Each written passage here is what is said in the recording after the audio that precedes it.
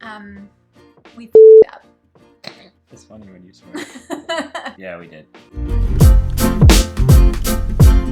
Hello everyone, and welcome back to Foster the Meeple, a channel all about Board games. And Board gaming things. Exactly. We're back too. We're back. We are here today to make some confessions. I'm not apologetic. Jeff doesn't feel bad. I do not feel I feel bad. a little bit bad, but also like I not know. really. Just to get into it, Context is important. we had a no-buy ban in the months of August ban? and September. It was a ban. That's what we Agreement. called it. Agreement. But we called it a ban. Where we were not supposed to buy any games for 2 months because we were saving money to go to Disney to buy lightsabers. We are no longer going to Disney. That's what I was going to say. I don't feel bad because Don't feel bad. the trip's gone. And we lasted, what? There's like 1 week left in September? We caved with 1 to 2 weeks left in the Not month. only, like, we didn't cave, we collapsed. Everything fell in around us. Things got I blame Max. crazy. I blame Max too. So Max and Danielle were just here for a visit. You've probably already seen at least one video with them where Max is culling our collection. There you go. Yeah, there was more room. Yeah, he called, so we bought more to fill in the space. Exactly. Really, it was just us being smart. Yeah, Like, that sounds more like us. That's just called efficiency, in my opinion. We're going to show you the games that we acquired in the last 2 weeks. When you put it like that, it's kind of crazy. 2 weeks, yeah. Probably shouldn't even have mentioned that. The point is, not even the last 2 weeks. We're not buying lightsabers this year. So who needs... Or going to Disney. Or going to Disney. Which is like, That's, what, 8K, 10K? Yeah, and the more we thought about it with the no-buy ban, we did really good. We were making this list of all the games we wanted to buy in October. Yeah, I'm just going to overspend in October. So we were just going to end up spending more in October. Yeah, it's a nil sum here. Good lessons learned. So let's just dive into the games that we bought. I will start. The first game that we bought in the past 2 weeks was That's Pretty Clever, or Gonchon Clever, and this is from Stronghold Games, designed by Wolfgang Warsch, who also, I think, designed... I recognize that name. Quacks of Quedlinburg, I think. This is a dice game that is a freaking ton of fun. Roll and write.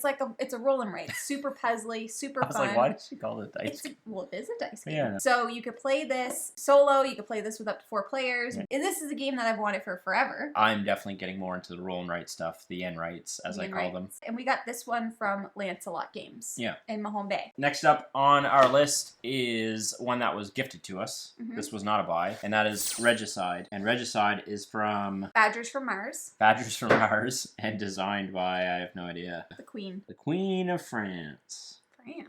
This is Regicide. This was gifted to us from Max. We played this first night that 2 or 3 times the first night they were here. We were not successful any of those times. Not even close. It was incredibly difficult at 4-player, but we loved it. Max decided to gift us this copy. This barely counts. Next up, we have Fantasy Realms, and this is from WizKids. It is designed by Bruce Glasgow. This is a card game where you are, it's kind of like set collection, point optimization type of card game. If you have heard of Red Rising, that game was based off of this game. So this is almost like a simpler, more pure form of that game without all the extra mechanics. We played this at the Boardroom Game Cafe. Kat, who is the general manager at the Boardroom Game Cafe, lent us her copy to play. So thank you, Kat. We loved it and then immediately bought it. So it worked. And even Max and Danielle had a great experience with this. And we were like, man, this just needs to be in our collection. I don't regret it. I don't regret it. It was a very fun game. It's great. This is going to hit the table a ton. So that's Fantasy Realms. Now we got it from the Boardroom Game Cafe. Next up on the list is Skull King. And Skull King is from Grandpa Beck's Games. Skull King is a trick-taking game. You all know that I love trick-taking games and Jamie doesn't. But she loved this one and I loved this one. This is such a great trick-taking game. It adds an element of like not only Trump suits, but also Trump-esque card abilities. We played Skull King a ton while they were here. Max gifted us this as well. Doesn't count. Because we loved it as much as we did. Thank you, Max. Thank you. Next one we have is Air, Land, and Sea from Arcane Wonders, designed by John Perry. We literally just picked this one up yesterday. We got Zach to grab it from us when he was at Lancelot Games. I wanted to try a war-esque game. This is one that seems a bit more approachable than some others, and Jeff's wanted this for a while. It's I believe it's a 2-player only card game. It is. I think you're just attacking each other and you're trying to build out your army. Perfect. Army, Navy, That sounds great. Air Force. Thematically, obviously not Jamie's wheelhouse. I love the theme. It's been recommended to me by numerous people. I saw Thinker Themer talk about it. I think it was the easiest way to get a war-themed game in front of Jamie to see if we could play it together and she would enjoy it or not. We purchased the Exiles and Partisans deck for Root, as well as the Fall and Winter playmat. We've probably mentioned it on the channel before. I've been playing a ton of Root app. We both have. 30, 40 games of the Root app in the past few weeks. So we got the Partisans deck, we got the playmat, and we also ordered the Marauders expansion. And the Marquis de Cat stuffed. You did that. I didn't do that. So she also got the plushie. Next up, we have Canvas. If you watched the Games in Our Cart video that came out before we left for Max and Danielle's visit, this was in it. And I saw this at the Boardroom Game Cafe and I had to have it. This is the problem with the no-buy thing. Like, Jamie and I are very impulsive. We're very impulsive. And I don't like to deny myself something I want. No, you only get one life, people.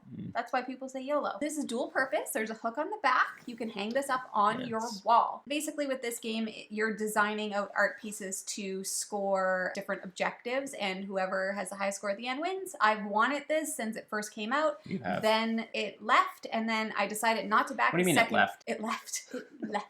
I think they had to do a reprint. I know what you mean. I just was like, that's a weird way to describe that. I didn't end up backing the second Kickstarter, which I regret, but it's now open for... Right. Anyways, I don't know if I'll do that. So the reprint just came out, so I had to buy it. I know that I'm going to love it. I already love it. Next up, we have Fleet the Dice Game, Eagle Griffin Games. It's designed by Benjamin Pinchback and Matthew D. Riddle. Fleet the Dice Game is another... Enright.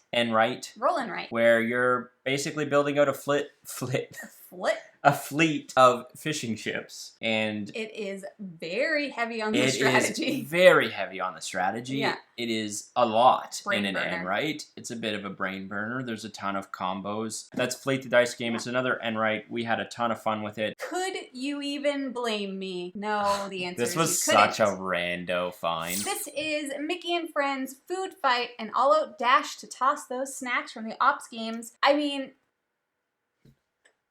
I couldn't walk by this and not buy it. We went into a store in Halifax called Strange Adventures. It's a comic book store, but they also have like a ton of like nerdy figures, and they have some board games, and it's just a very unique and cool store, and we wanted to take Max and Danielle there. We walked in, looked at the board games. I saw this, I picked it up, and I said, whatever, I don't care how much it is, I'm buying it.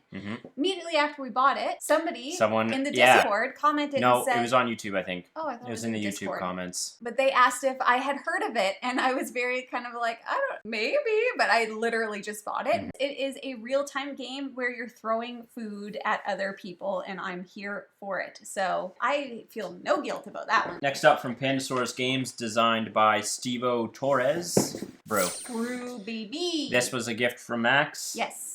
He bought it at Lancelot Games. He bought it from Lancelot Games and left it with us. This has been recommended to us probably the most, I think, of a lot of games, and especially in our Discord. That's Brew Baby. And oh my god, did we love this game. This is a mean game. I'm really excited to play this at 2 because it is incredibly mean. Yeah. And it's perfect for... Cute, it's mean, it's fun. It's perfect for what Jamie and I like in games, and that is completely destroying each other. And I'm pretty sure that was on the list of games in my cart. So far I've gotten 2 of those games. Speaking of which, this was also on the list, New York Zoo. This is insane. New York Zoo is published by Fjordland and is designed by Uwe Rosenberg. This is one of the only Uwe Rosenberg games that I found that I really liked. I do like Patchwork, but Agricola. It's the only... no, true. I like it. I like Agricola. Yeah. I do not like Patchwork. This is a polyomino tile. Did I say it weird? It said... I think you pronounced it properly, but it was like...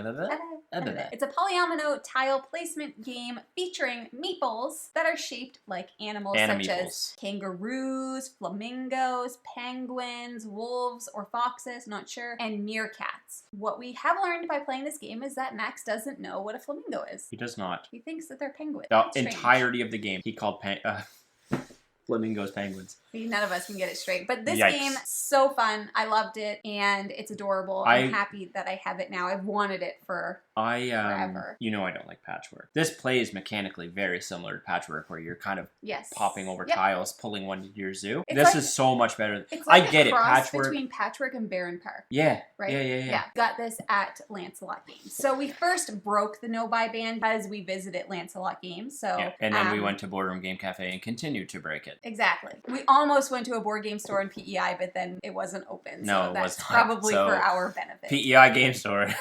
You missed out for not being open on a Monday. Next up, I'm surprised you gave me this one. I just put them on random side. Nobody can blame me for this. We have from Horrible Guild, Unicorn Fever. And I'm not even going to speak to this because I'm sure you know who bought this. Okay. And it wasn't me. I feel like this needs no explanation. This is a racing game. Yeah. With unicorns. Yeah. The track is a rainbow. Yep. And each of the unicorns are like super weird. And I'm like, this is already, I think, my favorite game. I haven't played it. I already love it. I don't even care. I love it. I don't know what it's about. It's about racing unicorns. I'm obsessed with it. I will put this up on the wall as art. I freaking love it. I don't need to say anything else about it. Race games are always going to be They're always a hit. The more that we can get, the better, and you will see that soon. Next up, we got Wavelength, and this... It's so interesting, like, how that's a box, but it's not a box. It's very meta.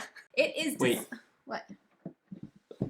Why would you put it upside down? Well, I was going to read it. Why would you read it upside down? Because I can. This is designed by Wolfgang Warsch, Alex Hagu, Justin Vickers. Anyways. I don't understand why you have it upside down. Wavelength is a party game where you are basically, it's giving you a clue, like it's a quiet place or it's a loud place. And you could be like, library. And then people are going to know that's a quiet place. So they have to put the wave thing. Yeah, you have to get in a spectrum of points. There's a spectrum of points like this on this scale, and you have to like give the person a clue in order to find where in the scale that might. Super fun. It was a really good party game. Yeah, we got this at Lancelot Games, I think I mentioned. We got Unicorn Fever at the Boardroom Game Cafe, in case anybody was wondering. Last up on my list from Plaid Hat Games. This is the one that broke us. Designed by Jerry Hawthorne. Aftermath. I bought this from Lancelot Games, and this was the one that started the cascading snowball of purchases. I picked it up, and I handed it to Jeff. Jamie made the mistake of passing me a, like, storybook campaign-esque game with awesome minis. And I'm just like, what? Why would you hand me this? I'd never even heard of this. Me either. Until she passed it to me, and I looked at it, and I'm like, oh my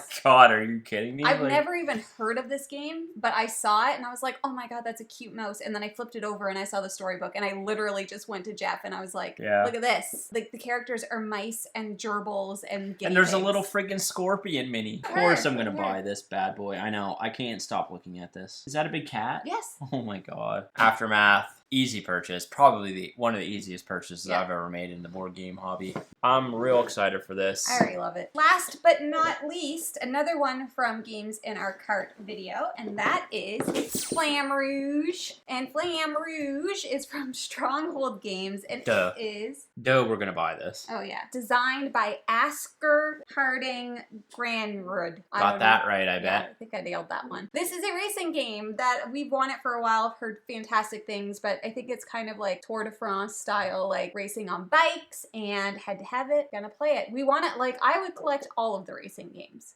Gotta catch them all. Haven't played this one yet. I'm sorry, I haven't Look at the artwork. I love it. Don't you love it? I haven't really looked at it yet. And Stronghold games are typically very good games. How many players is it? Oh, you played it too? Yeah, thank God. I didn't even look at that. So this is a racing game that we've wanted for a while. It was at Lancelot Games that we went with Max and Danielle and it was gone. And so we mentioned it to Lance and he ordered them in. So Zach was just there yesterday. He picked this up for us and I am mucho excited to play this game. So yeah, you know, that's how Yikes. I don't care. Roll. Whatever. Blow us up in the comments. Don't blow us up. Yeah, do it. Nice. For all the games that we got in the last 2 weeks, our collection's growing, but it also decreased. Not by this much. Not by this much. That's fine, because we could just buy more shelves. We have a net positive on games we purchased. It ain't no thing, but a chicken wings. All of these games, I'm super, even the Disney one, I'm super excited for. Those are the games. We have an exciting announcement for our giveaway winner. I forget how to pronounce the name. Uno momento. We had a giveaway for a copy of Project L, as well as Marvel United with the minifigures painted by me. Indeed. Queen of Paint. Mm-hmm. And we had a ton of submissions for this. Thank you to everyone that did that, and thank you to me for responding to Thanks, every Jeff. single one of those comments. The winner of this, in my opinion, amazing giveaway is Chrono GGWP. You are the lucky winner. You are the lucky winner. Congratulations. Congratulations. And Confetti. Thank you. Confetti. And thank you to everyone again for the support, for commenting and being part of this giveaway. Yes. I wish we could give you all a copy of these things, but we are not millionaires. I wish. We are already almost halfway to 3,000 now, so yeah, we'll there'll probably be have another another coming giveaway up soon. For the winner, make sure that you send us an email. Our email is fosterthemeeple@gmail.com. It's also in our description, letting us know your shipping address so we can get that sent out. Yep. I will be painting the minis over the next couple of weeks, so we're hoping to get them out within 2 to 3 weeks. Those are all of the games that we got. If you are interested in buying games, you should first start by checking your friendly local gaming store. For us here in Halifax, that is the Boardroom Game Cafe, who tricked us into buying all of these games. Partly. So make sure that you check them out if you're in Halifax. Our information will be right here as well as down below. But that is all that we have for you guys today. So thank you so much for watching. If you like what you see, please subscribe. And we hope to see you again soon. Bye. Later days. My name is Jamie. I don't know why I did it like that. I don't know why you did either. You're the toss me for a curveball there.